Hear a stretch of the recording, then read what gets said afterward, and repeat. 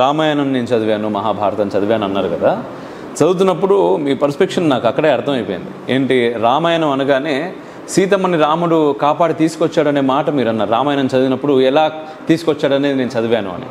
మామూలుగా ఏంటంటే రామాయణం అనగానే ఈరోజు మనకు తెలిసేదంటే సీతమ్మని రాముడు అడవులకు ఎందుకు పంపించాడు అనే ప్రశ్న ఎదురవుతుంది. అండ్ గర్భవతైనటువంటి సీతమ్మ, అండ్ తర్వాత సీతమ్మ తిరిగి రాగానే అగ్నిప్రవేశం చేపించాడు.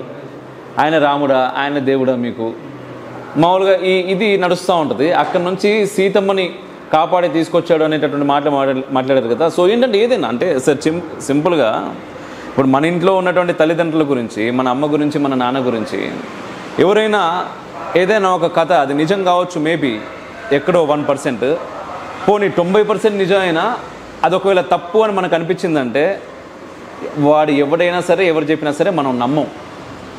అంత గట్టి నమ్మకం ఉంటుంది మన తల్లిదండ్రుల పట్ల. అండ్ ఆ దృక్కోణంలో మనం చదివితే మనకు విషయం అర్థమైపోతుంది. అండ్ అదే అంటే పుస్తకాల్లో మన చరిత్రను మొత్తం వక్రీకరించారు కాబట్టి ఆ పుస్తకాలని చదవకూడదు అని కాదు, పుస్తకాలు చదివితేనే మనకు చరిత్ర అర్థమయ్యేది. కానీ మన కోణంలో చదవాలి. ఏది నిజం, వాడు ఏదో రాసిండు కదా గుడ్డిగా మనం చదివి దాన్ని మన బ్రెయిన్లలో ఎక్కించుకుందాం అని కాకుండా, ఇంతకుముందే ఆ కాన్షియస్నెస్ అనేది కొంత భగవంతుడు ఎవరికి ఇవ్వలేదు, ఒక మానవులకే ఇచ్చిండు. మనం కూడా ఏంటంటే దాన్ని ఉపయోగించాం చాలా సందర్భాల్లో. అది ఉపయోగించేలా ఇటువంటి మహానుభావులు చేస్తున్నారు. చాలా అద్భుతంగా ఉంది. Very nice, very nice. And next ఒక చిన్న ప్రిన్సిపల్ యాడ్ చేస్తాను దీంట్లో. మీకు what we started doing is we have lot of popular things but might not be authentic.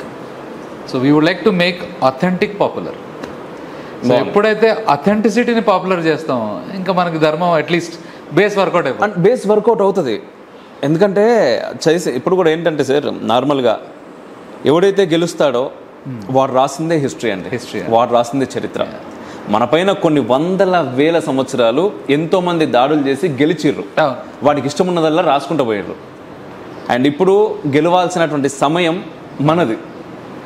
అంటే ఇప్పుడు గెలవాలి అంటే మనం ఏదో కత్తులు పట్టుకుని యుద్ధాలు చేయాల్సిన అవసరం లేదు. జ్ఞానాన్ని పెంచితే, అందరికీ ధర్మం అలవాటు చేస్తే ఆటోమేటిక్ హ్యాబిట్ అయిపోతుంది. సో ఆ ప్రయత్నం మీరు చేస్తున్నారు. అండ్ మీరందరూ కూడా చాలా పెద్ద స్థాయిలో చేయాలి. రైట్, నెక్స్ట్ ఎవరి ద్వారా మనం మాట్లాడదాం? ఎవరు మాట్లాడతారు? మీరు. నేను బెంగళూరులో ఉంటాను, సాఫ్ట్వేర్ ఇంజనీర్. సో ఇంతకుముందు వారి స్నేహితులు కదా మీరు? నైస్. సో అంటే మేమిద్దరం మా ఇద్దరికి ఒక కామన్ ఫ్రెండ్ ఉన్నాడు, యూఎస్లో ఉంటాడు ఇప్పుడు. ఓకే. సో మేమిద్దరం కాలేజ్ ఫ్రెండ్స్. సో ఎలా స్టార్ట్ అయిందంటే 4 years back, on the day of Ugadi 2021 మాకు ఫ్రెండ్ ఉండేవాడు సమీర్ అని చెప్పి. సమీర్ వల్ల మామగారు, నేను పవన్ బాబు. సో అప్పుడు ఇంటికి పిలిచాడు, సమీర్ ఇంటికి పిలిచాడు. వాళ్ళ ఇంటికి పవన్ బంధు ఉన్నారు అక్కడ. సో వీఆర్ హ్యావింగ్ ఫన్, మాట్లాడుకుంటున్నాం, కార్డ్ గేమ్స్ ఆడుతున్నాం, అన్ని వీఆర్ హ్యావింగ్ ఫన్ ఉగాది రోజున. కానీ ఆయన కొన్ని ప్రశ్నలు అడిగారు, లైక్ వెరీ ట్రిక్కీ క్వశ్చన్స్ ఉన్నాయి. అండ్ మేము సూటిగా అడిగిన క్వశ్చన్లు కూడా ఆన్సర్లు చెప్పలేకపోతున్నాం. అంటే రామాయణ మహాభారతాల్లో ఉన్న క్వశ్చన్లకు కూడా మాకు తెలియదు అసలు ఏంటో. ధర్మ అనే అది ఇంకా హయ్యర్ కాన్సెప్ట్. దానికి వెళ్ళకుండానే మేము మహాభారతంలో ఉన్న అసలు కొన్ని క్యారెక్టర్స్, విదురుడి గురించి తెలుసుకోకపోవడం, ఆయన ఎవరు, ఆయన కొన్ని క్వశ్చన్లు అడిగారు, మాకేం తెలియట్లేదు. సో ఆయన ఏమన్నారంటే, సరే మీకు చెప్తారండి, మేము 4 ఫ్రెండ్స్ ఉన్నాము, నేను ఇక్కడ అబ్బాయి ఉన్నాడు ప్రణవ్, సమీర్, ఓంశ్రీ, మేము 4 ఉన్నాం, లెట్స్ స్టార్ట్, నేను మీకు చెప్తాను, మీరు వినండి. కానీ మేము ఎస్ ఎందుకు చెప్పామనేది నాకు ఇంకా తెలియదు. Something pulled. ఆయన రమ్మన్నారు, మేము వెళ్ళాము, ఎందుకు వెళ్ళామో తెలియదు నాకు, కానీ వెళ్ళాము. అసలు ఆ ప్రయత్నం అయితే చేసాము. అంటే ఆ ఈక్వేషన్లోంచి నేను అనేది తీసేస్తే సంథింగ్ సమ్వేర్ ఇస్ దేర్, అంటే పూర్వజన్మల నుంచి ఎక్కడి నుంచో లోపల ఎంబెడ్ అయి ఉంది, వెళ్ళి తెలుసుకుందాం అని చెప్పే కాన్సెప్ట్. సో అలా స్టార్ట్ అయిందనమాట. సో అలా 4 years జర్నీలో అనుదేశక అయ్యాను, ఇప్పుడు నిర్దేశక అయ్యాను. I handle fund raising for this organization. బాగుంది. నెక్స్ట్ మీరేం చేద్దాం అనుకుంటున్నారు? సో నాకు మా గురుదేవ్ చెప్పినట్టు నాకు అందులో 2 పదాలు చాలా ఇష్టం అన్నమాట. ఒకటి ఎకోసిస్టమ్, ఇంకోటి అబండెన్స్. ఏది చేసినా, ఏ పని చేసినా అబండెన్స్ అనేది ఉండాలి. మనం ఒక ఉద్యోగం చేస్తున్నాం, నువ్వేమవుదాం అనుకుంటున్నావు, అబండెన్స్ ఉండాలి దాంట్లో. ఒక ఆర్గనైజేషన్ కడుతున్నాం, ఒక స్కూల్ కడుతున్నాం, ఏం చేసినా అబండెన్స్ ఉండాలి దాంట్లో. మన ఆలోచన అనేది అసలు చాలా ఎక్కువ ఆలోచిస్తే ఆ హయ్యర్ థింకింగ్ ఉండాలి, ఆ అబండెన్స్ ఉంటే, ఆ ప్రిన్సిపల్ ఉంటే we can do a lot of things అనమాట. ఇప్పుడు పవన్ బంధు ఉన్నారు, ఆయన గురితో చెప్పుంటారు ఇది తీసుకెళ్ళాలి జనాల్లోకి అని చెప్పి, ఏముందిలే అని ఆయన వాళ్ళ అపార్ట్మెంట్ వర్క్ చేసి ఒక 30-40 మందిని పిలిచి చెప్తే అక్కడికి అయిపోయేది. ఇప్పుడు చూడండి, మేము వచ్చాము, మా నెక్స్ట్ జనరేషన్స్ వస్తున్నారు, 7 బ్యాచెస్ నడుస్తున్నాయి యువచేతనాలో.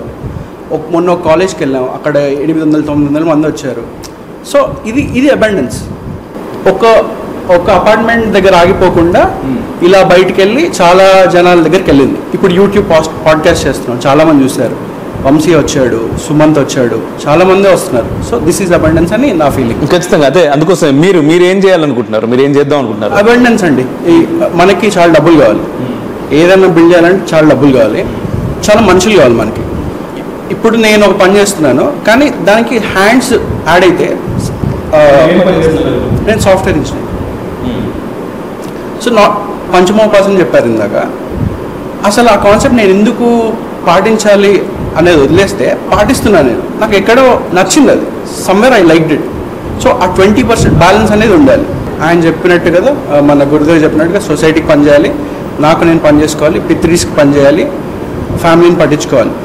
ఈ 5 బ్యాలెన్స్ చేయాలి. అది ఓకే, ఈ 5ని బ్యాలెన్స్ చేయాలనుకుంటున్నారు చాలా పెద్ద స్థాయిలో, రైట్?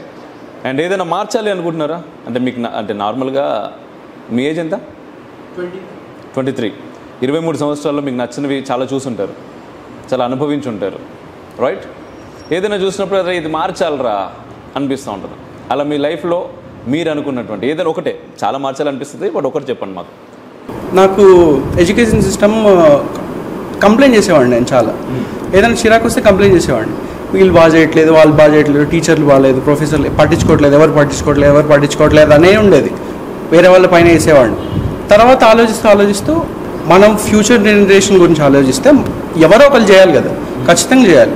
సో పాస్టెరిటీ గురించి ఆలోచిస్తే మాత్రం we have to do something for that. Complaint చేయడం వల్ల ఏమీ అవ్వట్లేదు. ఇప్పుడు మన మీద వేసుకొని నేను వేస్ట్ అనుకుంటే ఏమీ అవ్వట్లేదు. సో ఈకో సిస్టమ్ అనేది బిల్డ్ చేస్తే ఆ ఈకో సిస్టమ్ కంటిన్యూ అవుతుంది. సనాతన ధర్మం అనేది ఒక ఈకో సిస్టమ్, అది ఎప్పటి నుంచో ఉంది, కంటిన్యూ అవుతూనే ఉంది, మనం తొక్కేయలేం దాన్ని. సో ఈకో సిస్టమ్ బిల్డ్ చేయాలి. So education system is one of that thing that I want to do. మార్చాలనుకుంటున్నారు ఇండియన్ ఎడ్యుకేషన్ సిస్టమ్ని, అంతేనా? రైట్. నెక్స్ట్ ఎవరండి? శమతా బంధు. మీ పేరు? రాహుల్ శర్మ. ఎస్, చెప్పండి, మీరు ఎప్పుడు కనెక్ట్ అయ్యారు, మీకేం నచ్చింది? నేను కనెక్ట్ అయ్యాను మా మమ్మీ త్రూ కనెక్ట్ అయ్యాను. It's been a while I've connected, it's been on and off, but I always admire the whole organization. I come here all the time when pujas happen or all the programs happen. I really like and enjoy మీకేం నచ్చింది బాగా ఇక్కడ? the compassion, the prashantata, people are everyone, andaru bandulagane untaru, everyone's family here. So I really like it. Okay, ప్రశాంతతకు మీరు ఇచ్చే నిర్వచనం ఏంటి? When you're just calm and just listen to people or talk to people, when you're just calm, that's it. Aim with that. Okay, great. Next.